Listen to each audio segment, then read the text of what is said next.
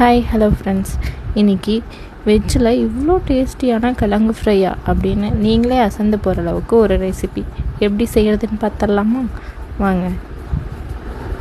யாருக்காவது இந்த கிழங்கோட நேம் தெரிஞ்சால் கமெண்ட்டில் சொல்லுங்கள். நான் வீடியோ கடைசியில் சொல்கிறேன். இந்த கிழங்கை வச்சு தான் ரெசிபி செய்ய போகிறோம்.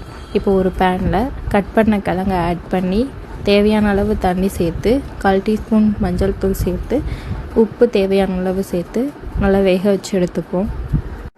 இப்போது ஒரு பேனில் 2.5 டேபிள் ஸ்பூன் எண்ணெய் சேர்த்து வேக வச்ச கிழங்கை ஆட் பண்ணி நல்லா ஃப்ரை பண்ணி எடுத்துக்க போகிறோம்.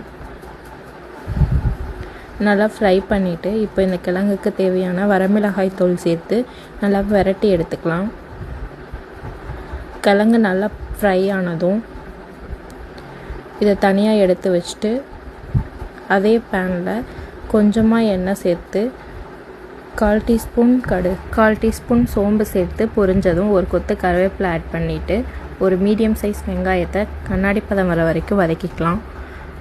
அடுத்து ஒரு பச்சை மிளகாயை கட் பண்ணி சேர்த்துக்கலாம்.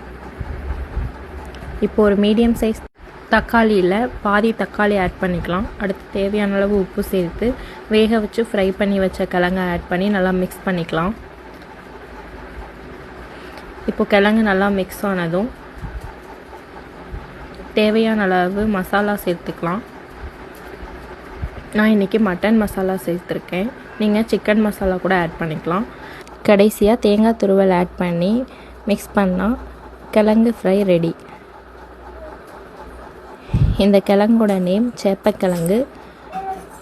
இதை ட்ரை பண்ணிவிட்டு எப்படி இருந்துச்சுன்னு கமெண்ட்டில் சொல்லுங்கள். அப்படியே ஒரு லைக்கை தட்டி விட்டுருங்க. அடுத்து என்ன ரெசிபி போடலான்னு